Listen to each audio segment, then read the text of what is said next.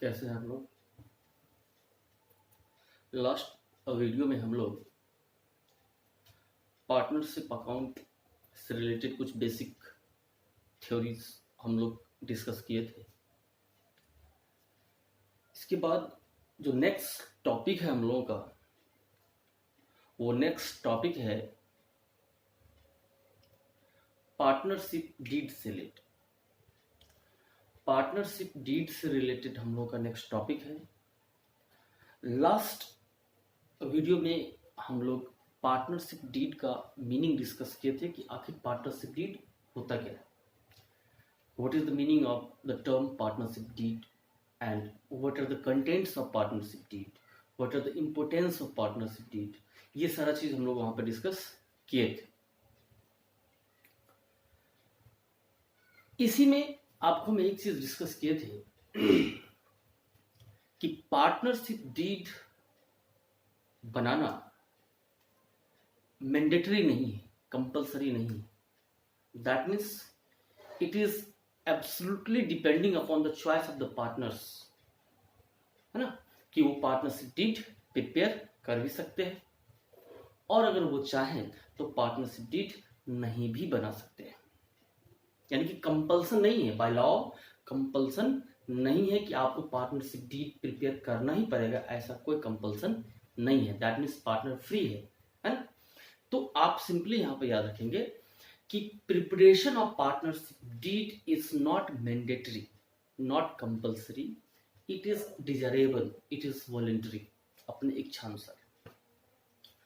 ठीक है, हम आपको एक चीज क्लियर कर दें कि अगर पार्टनरशिप फॉर्म में पार्टनर्स के द्वारा पार्टनरशिप डीड बनाया गया है, अगर सारे पार्टनर्स ने मिलकर पार्टनरशिप डीड प्रिपेयर किया और पार्टनरशिप डीड बना करके पार्टनरशिप बिजनेस कर रहा है, तो फिर वहां पे पार्टनरशिप डीड के अंदर जो कुछ भी बातें लिखी हुई होंगी, उस पार्टनरशिप डीड के अंदर जो कुछ भी कंटेंट्स होगा, उसके अकॉर्डिंग पार्टनरशिप बिजनेस चलेगा, उसके अकॉर्डिंग पार्टनरशिप में सारा का सारा काम होगा।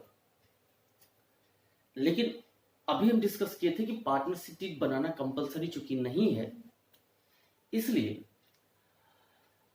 अगर एक पार्टनरशिप फॉर्म में पार्टनर ने ये डिसाइड किया कि हम पार्टनरशिप डीड नहीं बनाएंगे, यानी कि बिना पार्टनरशिप डीड प्रिपेयर किए हुए हम लोग पार्टनरशिप बिजनेस करेंगे।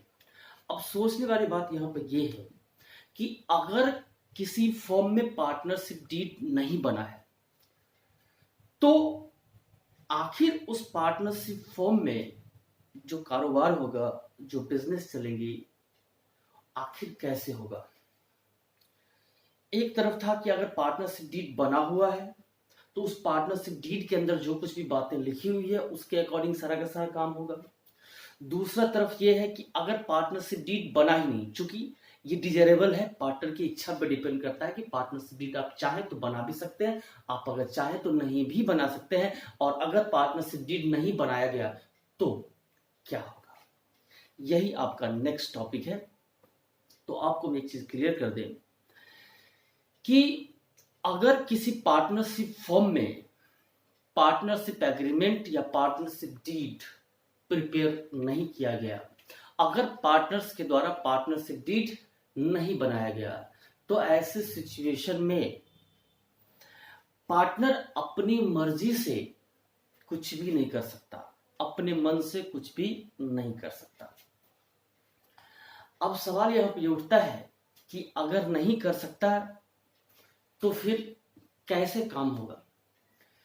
तो आपको मैं एक चीज बता दें कि दो टर्म यूज किया जाता है। एक होता है एब्सेंस ऑफ पार्टनरशिप डीड और एक होता है साइलेंस ऑफ पार्टनरशिप डीड। यहां से हम आपको क्लियर करते हैं। एक होता है एब्सेंस ऑफ पार्टनरशिप डीड और एक होता है क्या चीज, silence of partnership deed. Absence of partnership deed का मतलब ये हुआ कि एक पार्टनरशिप फॉर्म में पार्टनरशिप डीड है ही नहीं, यानी पार्टनरशिप डीड नहीं प्रिपेयर किया गया है, absence of partnership deed.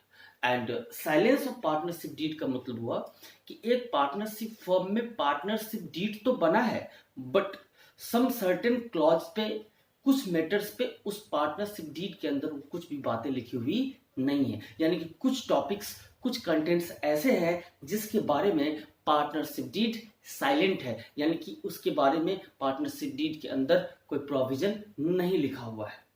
That is called silence of partnership deed, यानी कि एब्सेंस ऑफ पार्टनरशिप डीड में पार्टनरशिप डीड होता ही नहीं है, और साइलेंस ऑफ पार्टनरशिप डीड में पार्टनरशिप डीड होता तो है बट उसके अंदर कुछ सर्टेन मैटर्स है जिस पे कोई इंफॉर्मेशन गिवन नहीं होता, उस पे पार्टनरशिप डीड साइलेंट होता है। That is silence of partnership deed. अब यहां पे कहता क्या है कि अगर पार्टनरशिप डीड एब्सेंट है या पार्टनरशिप डीड साइलेंट है, यानी कि एब्सेंस ऑफ पार्टनरशिप डीड का केस हो या फिर साइलेंस ऑफ पार्टनरशिप डीड का केस हो, दोनों ऑलमोस्ट सेम ही केस है। अब सवाल यहां पर उठता है कि अगर पार्टनरशिप डीड एब्सेंट है या पार्टनरशिप डीड साइलेंट है, ऐसे सिचुएशन में पार्टनर अपने मन से कुछ भी नहीं कर सकता है। यहां पर सवाल यहां पे उठता है कि अगर पार्टनरशिप डीड नहीं है तो एक चीज आपको हम डिस्कस की थी कि अगर पार्टनरशिप डीड होता है तो पार्टनरशिप डीड में जो कुछ भी बातें लिखी होती है उसके हिसाब से सारा का सारा काम होता है पार्टनरशिप बिजनेस के अंदर। लेकिन अगर पार्टनरशिप डीड प्रिपेयर नहीं किया गया है तो ऐसी सिचुएशन में आखिर उस पार्टनरशिप फर्म के अंदर जो कुछ भी काम होगा वो किस नियम के अनुसार, किस रूल्स के अकॉर्डिंग काम होगा? क्या पार्टनर की अपनी मनमानी चलेगी? क्या पार्टनर अपनी मर्जी से कुछ भी कर देगा? आंसर है नो। कहता है क्या कि अगर पार्टनरशिप डीड प्रिपेयर नहीं किया गया है, that means absence of partnership deed का अगर केस है, या पार्टनरशिप डीड प्रिपेयर किया गया है बट कुछ सर्टेन क्लॉजेस पे पार्टनरशिप डीड साइलेंट है, that means silence of partnership deed का केस है, तो ऐसे सिचुएशन में वहां पर पार्टनर अपने मन से कुछ भी नहीं कर सकता। तो ऐसे सिचुएशन में वहां पर इंडियन पार्टनरशिप एक्ट 1932 का रूल एप्लीकेबल होता है। फिर से हम बोल रहे हैं कि अगर पार्टनरशिप डीड साइलेंट हो या एब्सेंट हो, ऐसे सिचुएशन में इंडियन पार्टनरशिप एक्ट 1932 के रूल के अकॉर्डिंग सारा का सारा काम होता है। तो यहाँ पर हम लोग का जो टॉपिक है वो टॉपिक यही है कि आखिर जब पार्टनरशिप डीड साइलेंट होता है या एब्सेंट होता है तो ऐसे सिचुएशन में इंडियन पार्टनरशिप एक्ट 1932 का रूल्स क्या क्या है वो चीज हम लोग का डिस्कस करना है और इसका थ्योरी समझना है और इसी पे कुछ क्वेश्चंस, कुछ इलस्ट्रेशंस है वो करना है, तो ये टॉपिक कंप्लीट हो जाएगा। तो चलिए हम लोग स्टार्ट करते हैं।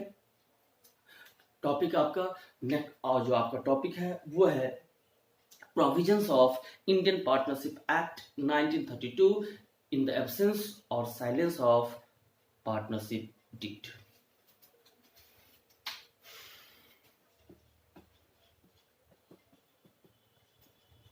Provisions of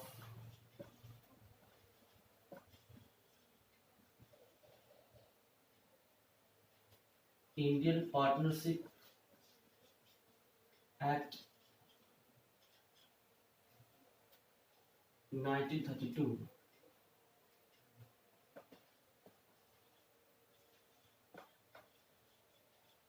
in the absence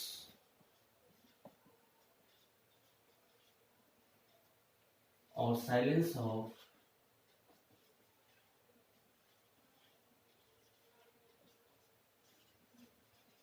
partnership deed. ये है आपका next topic, provisions of Indian partnership act 1932 in the absence और साइलेंस ऑफ पार्टनरशिप डीड। अब देखिए यहां पे कुछ पॉइंट्स हैं, कुछ मैटर्स हैं और कुछ मैटर्स से रिलेटेड उसका कुछ रूल्स है, कुछ प्रोविजंस है, और हम यहाँ पर जो डिस्कस करने वाले हैं वो ये कि आखिर कौन कौन सा ऐसा मैटर्स है जिसपे कि इंडियन पार्टनरशिप एक्ट का प्रोविजन दिया हुआ है, अगर पार्टनरशिप डीड नहीं होता है तो वो चीज हम लोग को डिस्कस करना है।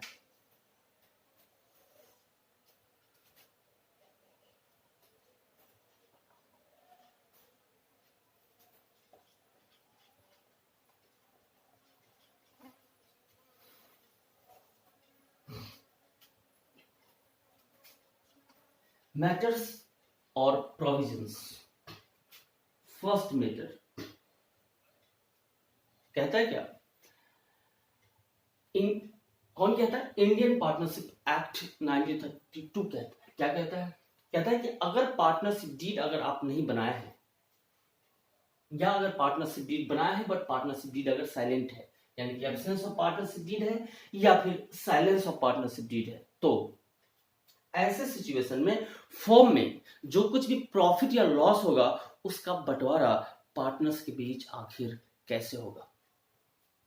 क्योंकि डीड नहीं है, तो पार्टनरशिप डीड नहीं है तो कोई रेशियो भी तो डिसाइड नहीं किया गया होगा कि एबीसी के बीच प्रॉफिट का डिस्ट्रीब्यूशन इस रेशियो में, ऐसा तो कोई रेशियो डिसाइड हुआ नहीं। क्यों? क्योंकि डीड ही नहीं है, एग्रीमेंट हुआ ही नहीं कुछ। तो फिर प्रॉफिट और लॉस का डिस्ट्रीब्यूशन पार्टनर्स के बीच कैसे होगा? तो इंडियन पार्टनरशिप एक्ट कहता है इन इक्वल रेशियो, यानी कि बराबर बराबर। तो याद रखना है सबसे पहला पॉइंट कि अगर किसी पार्टनरशिप फॉर्म में पार्टनरशिप डीड नहीं होता है तो ऐसे सिचुएशन में प्रॉफिट और लॉस जो भी होता है उस पार्टनरशिप फॉर्म में, उसका बंटवारा, उसका डिस्ट्रीब्यूशन हमेशा और हमेशा पार्टनर्स के बीच होता है। किस रेशियो में? इक्वल रेशियो में।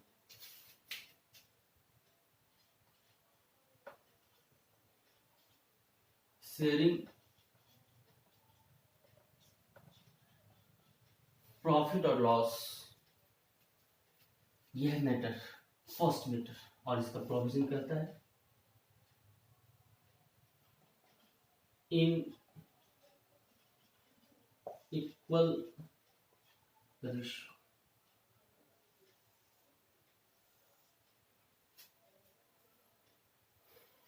ठीक है। Second matter,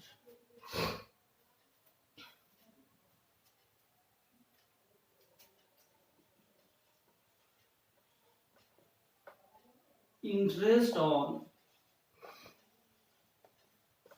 partners capital. मतलब कहता है कि क्या पार्टनर को जो कैपिटल पार्टनर ने लगाया है फॉर्म में, उस कैपिटल पे क्या उस पार्टनर को इंटरेस्ट मिलेगा? यानी कि जैसे ए बी और सी है तो ए बी सी एक certain amount of capital form में लगा रखा होगा, तो क्या पार्टनरशिप फॉर्म ए बी और सी को उसके कैपिटल के अमाउंट पे इंटरेस्ट देगी? तो कहता है कि अगर पार्टनरशिप डीड नहीं है तो इंडियन पार्टनरशिप एक्ट 1932 कहता है कि अगर पार्टनरशिप डीड साइलेंट है या एब्सेंट है, यानी कि पार्टनरशिप डीड अगर नहीं है, तो इंटरेस्ट ऑन पार्टनर्स कैपिटल के बारे में क्या प्रोविजन बोल रहा है? प्रोविजन ये कह रहा है कि किसी भी पार्टनर को कैपिटल पे कोई इंटरेस्ट नहीं मिलेगा। That means interest on capital not paid या नॉट अलाउड। ये है आपका सेकेंड प्रोविजन। याद रखना, ये सारा रूल याद रखना, इसी पे क्वेश्चन है। Third,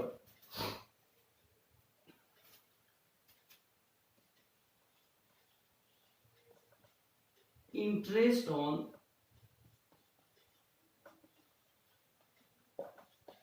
partners drawings. मतलब अगर किसी पार्टनर ने फॉर्म से ड्राइंग्स किया है, यानी कि फॉर्म से पर्सनल यूज के लिए पैसा विथड्रॉ किया है, तो ऐसे सिचुएशन में क्या फॉर्म उस पार्टनर से इंटरेस्ट चार्ज करेगी उस ड्राइंग्स के अमाउंट पे? आंसर है नो।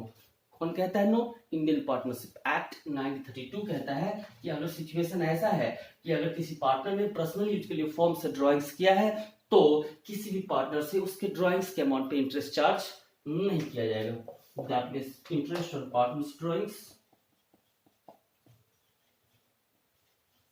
not charged। इसके बाद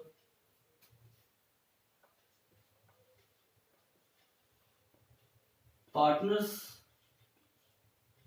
सैलरी और कमीशन। मीन्स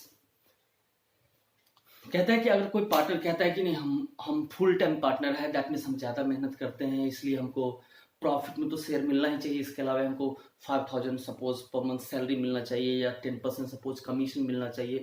कहता है भाई साहब ये सैलरी या कमीशन आपको मिलेगा या नहीं मिलेगा, ये इस बात पर डिपेंड करता है कि पार्टनरशिप डीड में लिखा हुआ है या नहीं। अगर पार्टनरशिप डीड में लिखा हुआ है तो फिर मिलेगा, लेकिन अगर पार्टनरशिप डीड साइलेंट या पार्टनरशिप डीड नहीं है तो ऐसे सिचुएशन में किसी भी पार्टनर को किसी प्रकार का कोई भी रेम्युनरेशन, दैट मीन्स सैलरी या कमीशन नहीं मिलेगा।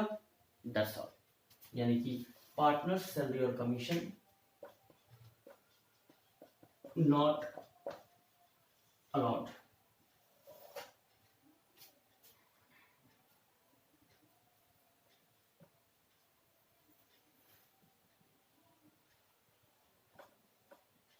Interest on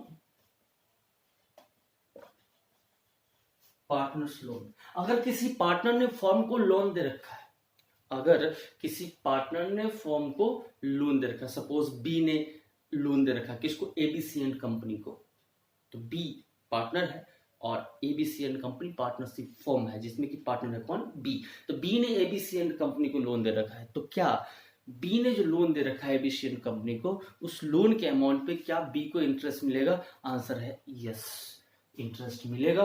और वो भी कितना परसेंट, याद रखना है, eight the rate of 6% per annum.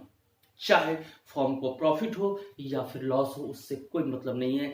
That means आप याद रखेंगे कि partnership firm always have to pay interest on partners loan at the rate of 6% per annum even on loss. Interest on partners loan allowed at the rate of 6% per annum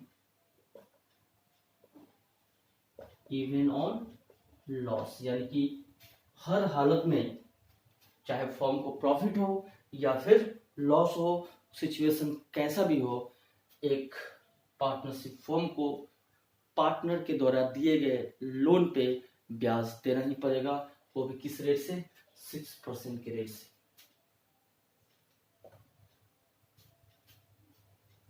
interest on partners loan, ठीक है। अब देखिए यहां पे, फिर यहां पे कहता है क्या,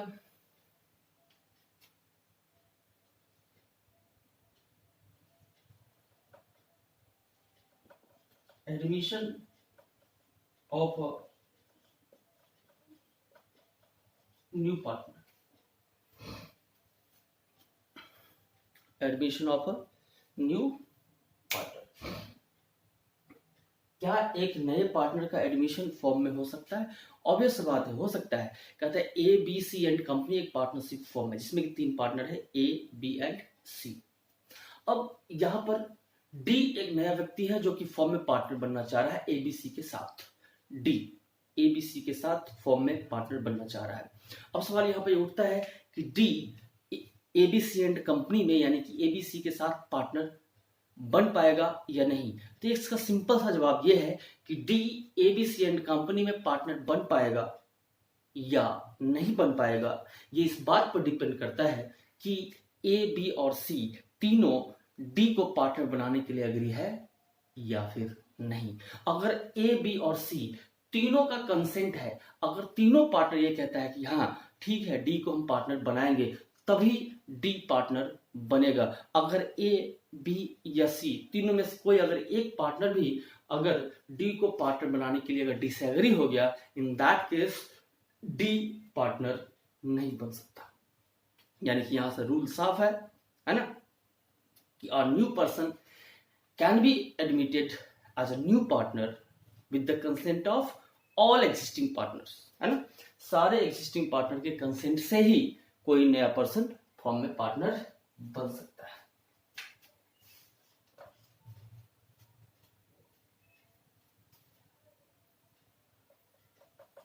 admission of a new partner, ये हुआ matters.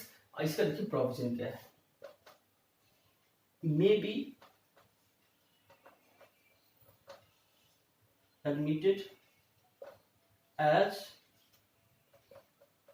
new partner when all partners agrees।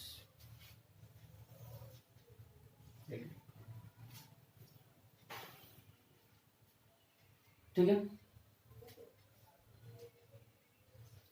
And एक पॉइंट और आपको बता दूं, वैसे नोट्स में अगर आप देखेंगे आपके पास जो नोट्स होगा जो अपलोड किए होंगे उसमें 5 पॉइंट्स ही होगा, बट मेन पॉइंट्स है वो 5 ही है जो आप देख रहे हैं। हम ये 2 पॉइंट्स जो है वो एक्स्ट्रा अपनी तरफ से आपको हम बता रहे हैं।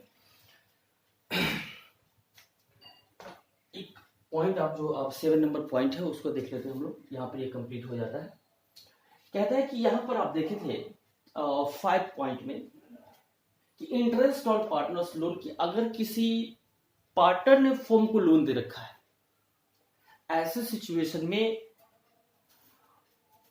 उस पार्टनर को फर्म से इंटरेस्ट मिलेगा 6% पर एनम। तो अगर पार्टनर यहाँ पे 5th पॉइंट में क्या हुआ था, पार्टनर ने फर्म को लोन दे रखा था, तो पार्टनर ने फर्म को लोन दे रखा था तो 6% इंटरेस्ट मिला। अगर 7th पॉइंट कहता है कि अगर फर्म पार्टनर को लोन दे दे, फर्म पार्टनर को लोन दे दे मतलब एबीसी एंड कंपनी अगर लोन दे दे बी को, यहां पर 5th पॉइंट में क्या हुआ था, बी लोन दिया था किसको, एबीसी एंड कंपनी को। अगर बी एबीसी एंड कंपनी को लोन दिया था तो ABC and company have to pay interest to be at the rate of 6% per annum, either profit और लॉस, व्हाटएवर द केस।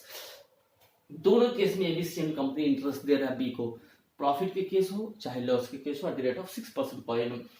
यहां पर 7 पॉइंट कहता है कि अगर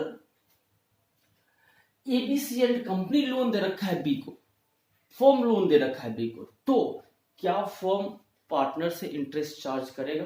आंसर है नो, आंसर है नो, है ना। Loan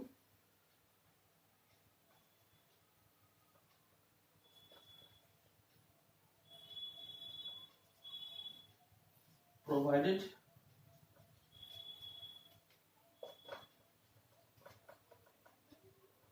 partner by the firm,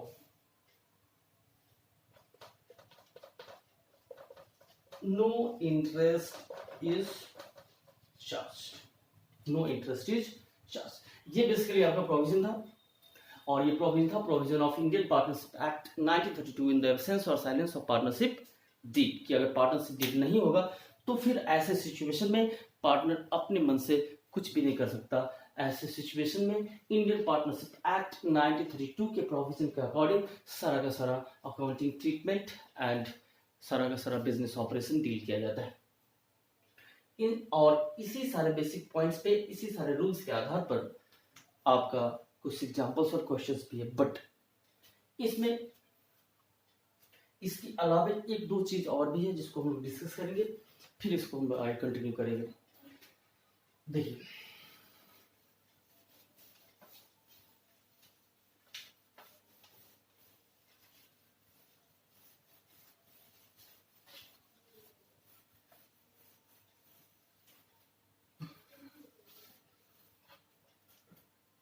कहता क्या, अभी जो आपको बता रहे हैं ये अभी जितना भी पॉइंट्स यहाँ पे हम डील किए थे इसके अलावे इसको आप समझेंगे। दो बात अभी हम डिस्कस करेंगे, इसके बाद फिर हम आगे कंटिन्यू करेंगे। कहता क्या है कि अगर कोई पार्टनर है जिसने कि फर्म का कोई एसेट यूज कर लिया है या फर्म का पैसा यूज कर लिया है पर्सनली, फिर से बोल रहे हैं, कोई पार्टनर है जो कि फर्म का एसेट या फर्म का पैसा पर्सनली यूज कर लिया है और पर्सनली यूज करके उससे कुछ प्रॉफिट अर्न कर लिया। ऐसे सिचुएशन में रूल ये है कि उस पार्टनर को जितना पैसा उसने फर्म का यूज किया था वो प्रिंसिपल अमाउंट प्लस उस पैसे से जितना प्रॉफिट अर्न किया है वो प्रॉफिट का अमाउंट, दोनों का दोनों उसको लौटाना पड़ेगा। किसको? फर्म को, है ना। वो पार्टनर फर्म को वापस करेगा। सपोज हम अभी डिस्कस करेंगे उस पर, बट आपको एक एग्जांपल बताते हैं कि एबीसी एंड कंपनी एक पार्टनरशिप फर्म है। सी ने फर्म से 10,000 रुपीज विथड्रू किया और उस 10,000 को पर्सनली इन्वेस्ट कर दिया कहीं और उस 10,000 के इन्वेस्टमेंट से सी को प्रॉफिट हुआ 1,000 को। In that case C have to repay the amount of 11,000, 10,000 the amount of withdrawal that means principal amount and 1,000 is profit. 10,000 plus 1,000 that means 11,000 amount of 11,000 have to refund by the C to the concerned partnership firm ABC and company.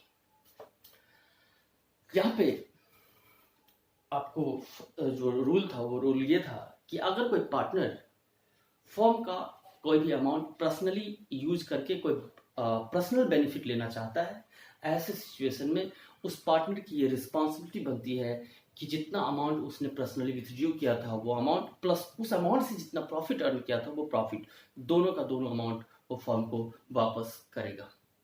Point ये आप याद रखेंगे। इसके बाद इसी में एक point और है कि अगर किसी पार्टनर ने फर्म का कोई एसेट या कोई अमाउंट यूज किया, पर्सनल बेनिफिट के लिए उसने यूज किया, बट अनफॉर्चुनेटली उस पर्टिकुलर पार्टनर को उस अमाउंट से प्रॉफिट ना होके लॉस हो गया। जैसे कि यहां पर सी सपोज 10,000 विथड्रॉ किया और उस वाले केस में 1,000 का प्रॉफिट हुआ तो उसको 10 प्लस 1 11 वापस करना पड़ा था, फर्म को सी लौटाया था। यहां पे हम आपको बता रहे हैं कि फिर से सी ने क्या किया, 10,000 विथड्रॉ किया बट और 10,000 को इन्वेस्ट कर दिया कहीं, बट यहां पे हुआ यूं कि इसको 1,000 का लॉस हो गया। किसको? सी को। अब सवाल यहां पे उठता है कि इस लॉस को कौन बेयर करेगा? सी बेयर करेगा। इस लॉस से फर्म को कोई मतलब नहीं है और सी से अमाउंट लेगा फर्म कितना? 10,000, क्योंकि कितना विथड्रॉ किया था उसने? 10,000। देखिए प्रॉफिट हुआ तो फर्म ले लिया 10 प्लस 1 कितना? 11। लॉस हुआ तो सी समझे कितना लेगा, कम से कम कितना लेगा? 10,000, क्योंकि विथड्रॉल का अमाउंट कितना है? 10,000।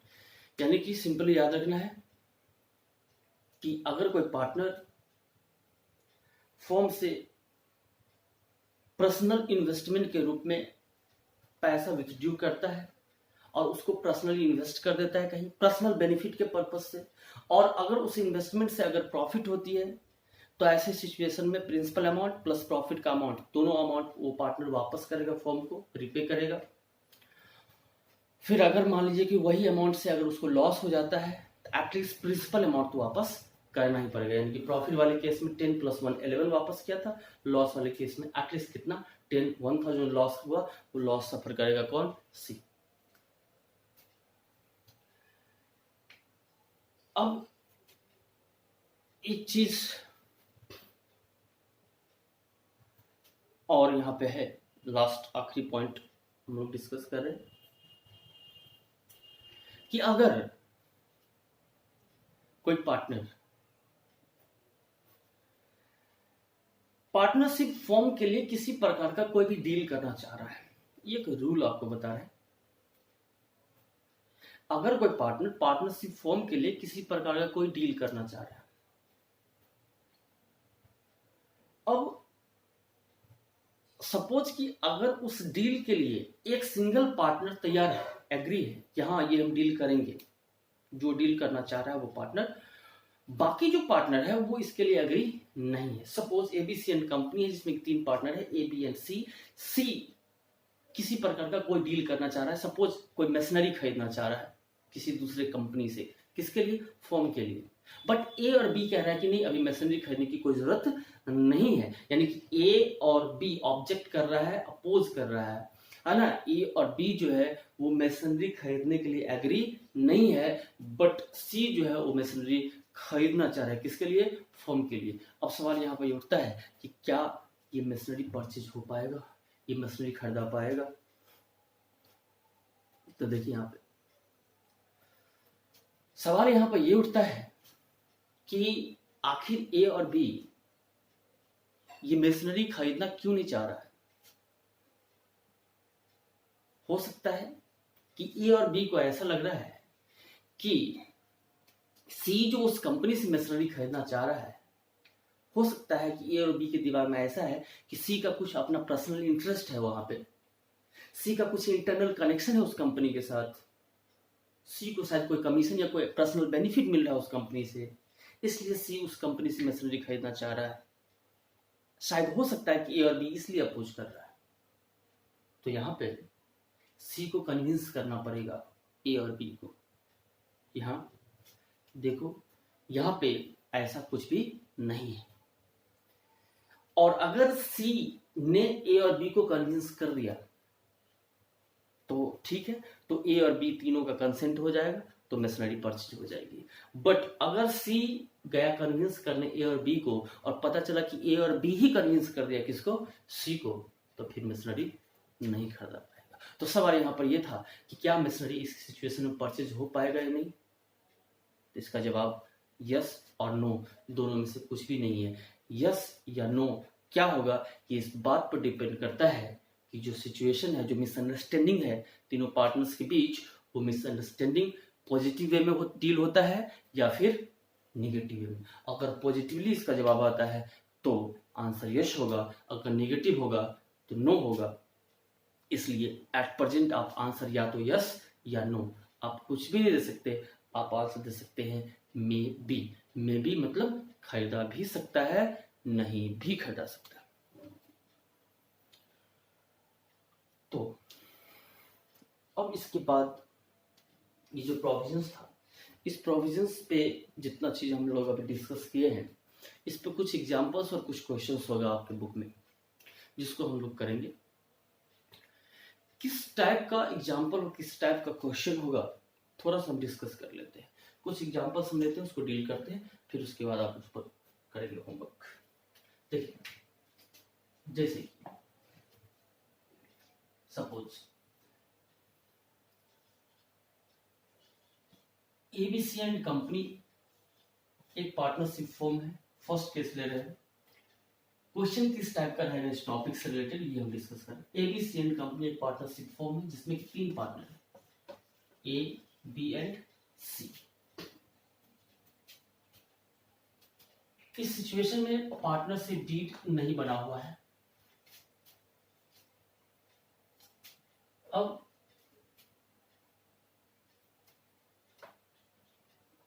ए कैपिटल लगाए हुए 5 लाख, बी का कैपिटल है 3 लाख एंड सी का कैपिटल है 2 लाख। ए, बी और सी तीनों अपना अपना कैपिटल इन्वेस्टमेंट किए हुए 5 lakh, 3 lakh and 2 lakh. Partnership deed नहीं है, एब्सेंस ऑफ पार्टनरशिप डीड का केस है। और ऐसे सिचुएशन में ए और बी कहता है क्या कि फॉर्म में जो कुछ भी प्रॉफिट या लॉस होगा, उस प्रॉफिट या लॉस को हम लोग कैपिटल रेशियो में डिस्ट्रीब्यूट करेंगे। कौन कहता है? ए और बी कह रहा है कि प्रॉफिट और लॉस को किस रेशियो में बांटेंगे? कैपिटल रेशियो में। कैपिटल रेशियो कहने का मतलब 5:3:2 इस रेशियो में। सी बोलता है नहीं, सी अपोज कर दिया। सी बोल रहा है कि नहीं, कैपिटल रेशियो में हम लोग प्रॉफिट और लॉस का डिस्ट्रीब्यूशन नहीं करेंगे। तो यहां पर ये सिचुएशन था। अब यहां पर सवाल है कि क्या सी का जो क्लेम है वो वैलिड है या नहीं। सी जो अपोज कर रहा है क्या वो वैलिड है या नहीं? ऑफ कोर्स वैलिड है। क्यों? क्योंकि this is the case of absence of partnership deed, and in case of absence of partnership deed, profit or loss of a partnership firm is to be distributed in equal ratio, not in capital ratio. और यहाँ पे ए और B क्या बोल रहा है? Distribution of profit और loss in capital ratio. So this is the opposition of rule. Rule को ओवरराइड कर रहा है। रूल क्या कहता है कि प्रॉफिट और लॉस का डिस्ट्रीब्यूशन, पहला रूल ये था कि absence of partnership deed case में डिस्ट्रीब्यूशन शेयरिंग ऑफ प्रॉफिट और लॉस इन इक्वल रेशियो। इसलिए सी क्या कर रहा है? सी सही कह रहा है, इस रेशियो में डिस्ट्रीब्यूशन नहीं होगा। किस रेशियो में होगा? 1:1:1 के रेशियो में, यानी कि इक्वल रेशियो में। ये था केस 1 क्वेश्चन और उसका आंसर। इसी टाइप का क्वेश्चन होगा, कुछ और भी डिस्कस करते हैं।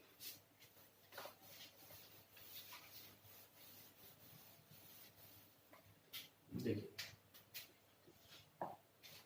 सेकेंड, एबीसी एंड कंपनी एक पार्टनरशिप फॉर्म है जिसमें कि 3 पार्टनर हैं, ए, बी और सी।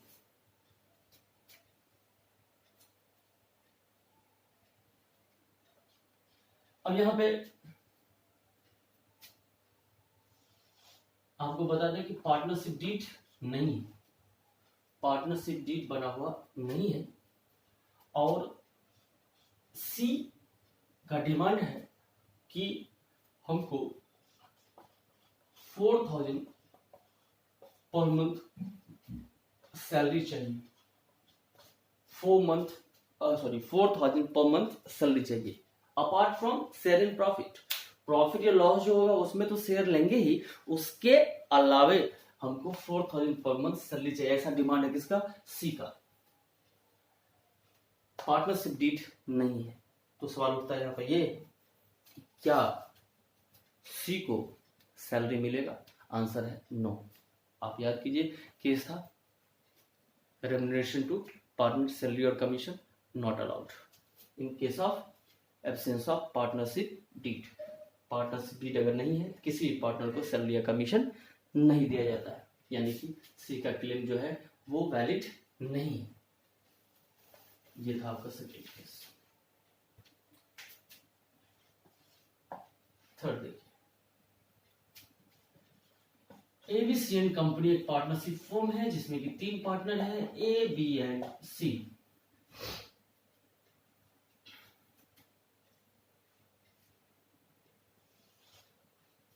सी फर्म को लोन दे रखा है, सी जो है वो फर्म को लोन दे रखा है, कितने का? 50,000 का। सी एक पार्टनर है जो कि एबीसी एंड कंपनी को लोन दे रखा है, कितने का? 50,000 का। और सी कहता है क्या, हमको इस लोन के अमाउंट पे पूरे कंप्लीट 1 ईयर का इंटरेस्ट चाहिए, इंटरेस्ट चाहिए कितना? 5,000। सी 50,000 का लोन फर्म को दे रखा है, और सी जो है इस लोन के अमाउंट पे इंटरेस्ट का डिमांड कर रहा है, कितना? 5,000 1 ईयर का। सिंपल सा बात है, यहाँ सोच के देखिए कि अगर पार्टनर ने फर्म को लोन दे रखा है तो ऑब्वियस सा बात है, आपको बताया हुआ है कि उस पार्टनर को उस लोन के अमाउंट पे इंटरेस्ट मिलेगा, जरूर मिलेगा, बट किस रेट से? Eight the rate of 6% per annum. But यहां पर सी का जो इंटरेस्ट का डिमांड है, वो डिमांड अगर हम देखें तो ऐसे सिचुएशन में 50,000 की लोन पे कंप्लीट 1 ईयर का इंटरेस्ट मांग रहा है, कितना? 5,000। That means eight the rate of 10%, which is more than 6%. So the rate of interest of 10% is not proper. सी को इंटरेस्ट तो मिलेगा बट 5,000 नहीं मिलेगा, कितना मिलेगा? सिर्फ और सिर्फ कितना? 3,000।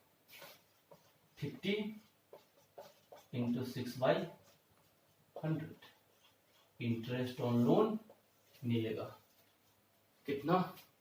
3,000।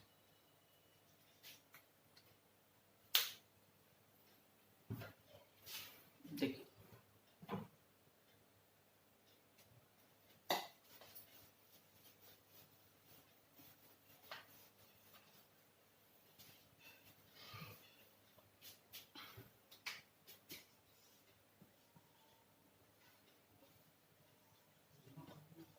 ABC and company partnership form में जिसमें कि 3 पार्टनर है, ए, बी एंड सी।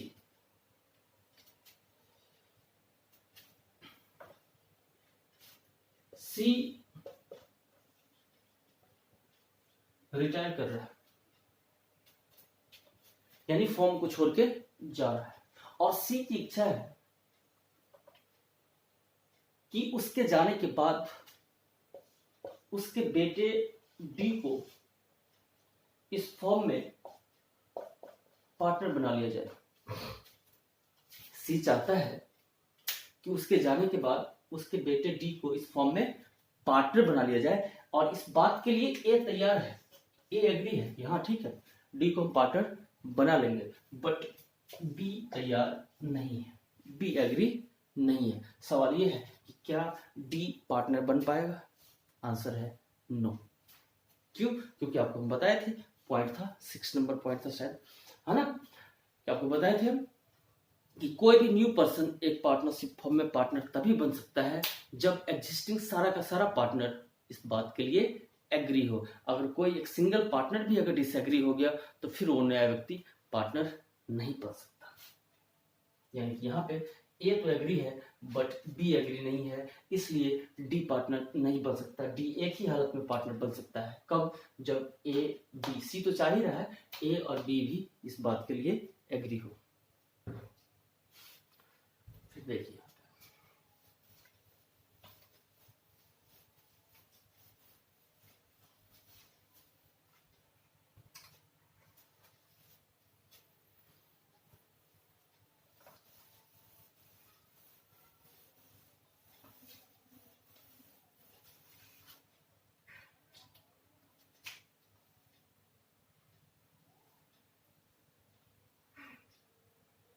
फिर नेक्स्ट क्वेश्चन है,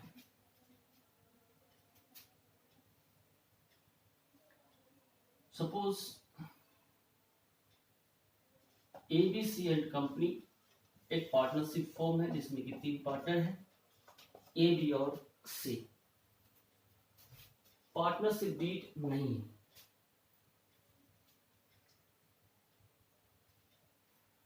और बी जो है वो फॉर्म को लोन दे रखा है 50,000 का। पूरे कंप्लीट 1 ईयर बिजनेस हुआ, और बिजनेस होने के बाद पूरे कंप्लीट 1 ईयर में नेट प्रॉफिट हुआ है 33,000 का। बट ये जो 33,000 का जो नेट प्रॉफिट हुआ है वो है विदाउट चार्जिंग इंटरेस्ट ऑन बीज लोन। फिर से रिपीट कर रहे, ABC and company partnership firm है जिसमें कि 3 पार्टनर है ए बी और सी। बी जो है वो फॉर्म को लोन दे रखा है कितने का? 50,000 का। पूरे कंप्लीट 1 ईयर बिजनेस हुआ, और बिजनेस होने के बाद पूरे कंप्लीट 1 ईयर में नेट प्रॉफिट हुआ है कितने का?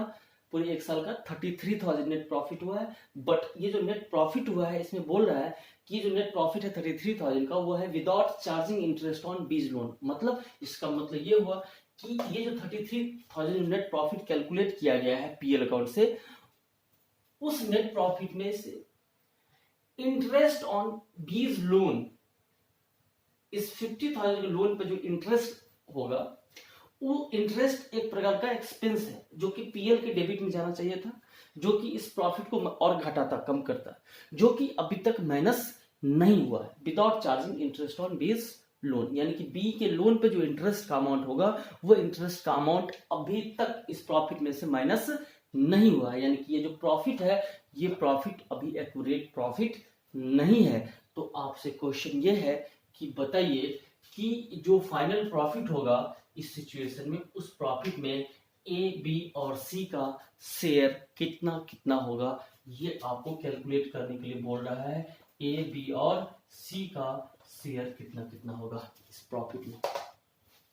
तो देखिए सबसे पहला चीज यहाँ पे आपको बता दें कि पार्टनरशिप डीड नहीं है, और पार्टनरशिप डीड अगर नहीं है तो इस लोन पे बी को इंटरेस्ट मिलेगा, और इंटरेस्ट मिलेगा कितना? 6% पर एनम। यानी कि कितना इंटरेस्ट मिलेगा?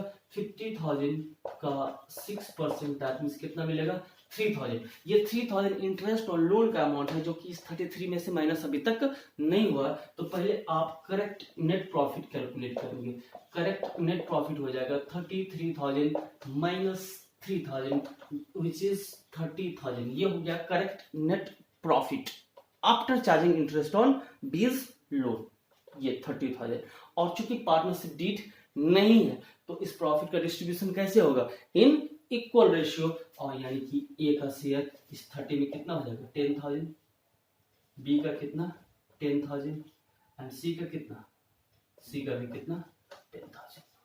10 10 और समझ में आई बात? ये था आपका।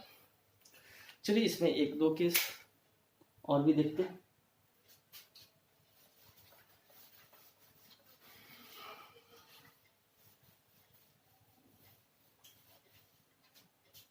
देखिए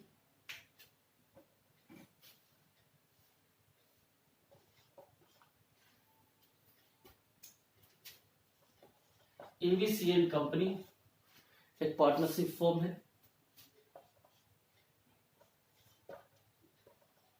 सी यूज कर लिया है एबीसी एंड कंपनी का 20,000 रुपये यूज कर लिया।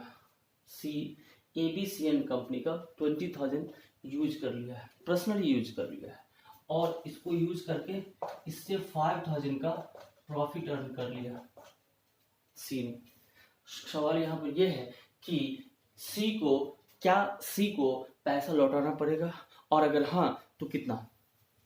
तो जवाब है कि yes, C have to repay amount कितना? 20,000 principal plus 5,000 profit, 25,000। C must pay 25,000 to the firm. इसका जवाब ये होगा। फिर नेक्स्ट क्वेश्चन कि एबीसी एंड कंपनी एक पार्टनरशिप फर्म है जिसमें कि 3 पार्टनर थे एबीसी। सी फिर से क्या क्या यूज कर लिया? सपोज 20,000, बट इस 20,000 को जो यूज किया इससे इस बार इसको क्या हुआ? 5,000 का लॉस हो गया। 5,000 का प्रॉफिट नहीं हुआ इस बार लॉस हो गया। अब यहां पर क्या कहता है कि क्या यहां पर सी को लौटाना पड़ेगा पैसा?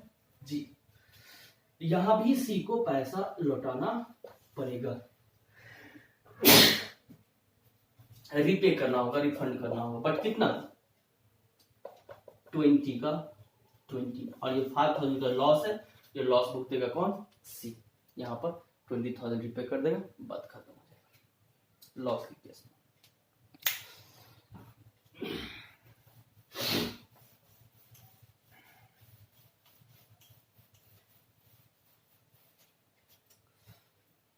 और एक केस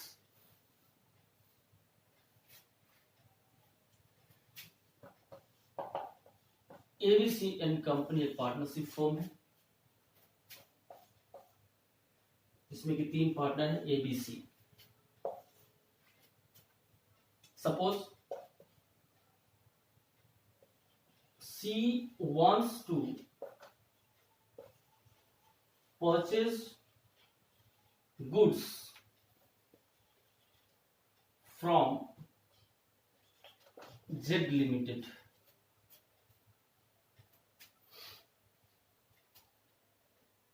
सी जो है जेड लिमिटेड से कुछ सामान खरीदना चाहता है। किसके लिए? फर्म के लिए, एबीसी एंड कंपनी के लिए कुछ सामान खरीदना चाहता है, जिसके लिए ए और बी जो है वो एग्री नहीं है। तो सवाल ये है कि क्या ये गुड्स परचेज हो पाएगा? अभी हम आपको थोड़ी देर पहले समझाए थे कि ये गुड्स परचेज हो पाएगा या नहीं हो पाएगा। इस बात पर डिपेंड करता है कि आपस में म्यूचुअल कंसेंट होता है या नहीं होता है। इसलिए आप इसका आंसर यस या नो नहीं देंगे, इसका आंसर देंगे मे बी। परचेज हो भी सकता है, नहीं भी हो सकता। आंसर क्या होगा इसका? May be bought. क्लियर? तो आपको हम ऑलमोस्ट ये जो टॉपिक था provisions of Indian partnership act 1932 in the absence और साइलेंस ऑफ पार्टनरशिप डीड, इससे रिलेटेड जितना भी इसका कंसेप्ट था, टॉपिक्स था, प्रोविजंस था, रूल्स था, ये सारा चीज हम एक्सप्लेन किए, इसको समझाएं, आपको बताएं, और इस पर कुछ केसेस को हम डील किए, और इसी टाइप का कुछ इलस्ट्रेशंस और क्वेश्चंस आपके बुक में भी होगा। पहले आप इस वीडियो को प्रॉपरली देखेंगे, समझेंगे, इसका इलस्ट्रेशंस क्वेश्चन करेंगे, इसमें कोई डाउट होगा तो वो क्लियर करेंगे, फिर आपको हम नेक्स्ट वीडियो देंगे और फिर आगे कंटिन्यू करेंगे। याद रखिएगा, इसमें सबसे इम्पोर्टेंट चीज़ था ये जो टेबल हम बनाए थे मेटर्स और प्रोविजन वाला, उसी पे सारा सब कुछ है। और आपको बता दें कि इन चीज़ों का यूज आपको पूरे पार्टनरशिप अकाउंट में सारे वॉल्यूम में, इनफैक्ट पार्टनरशिप के सारे चैप्टर्स में आपको करना पड़ेगा। इसलिए आप इसको प्रॉपरली, इस प्रोविजंस को, इस मैटर्स को आप प्रॉपरली माइंड में सेट कर लेंगे बार बार। 6-7 चीज़ तो है ना, कि प्रॉफिट और लॉस का डिस्ट्रीब्यूशन इक्वल रेशियो में, interest on capital not allowed, partner salary और commission not allowed, interest on drawings not charge, interest on partners loan allowed at the rate of 6% per annum, even on loss, चाहे profit हो या फिर loss हो, है ना। और इसके बाद admission of new partner allowed when all partners agree.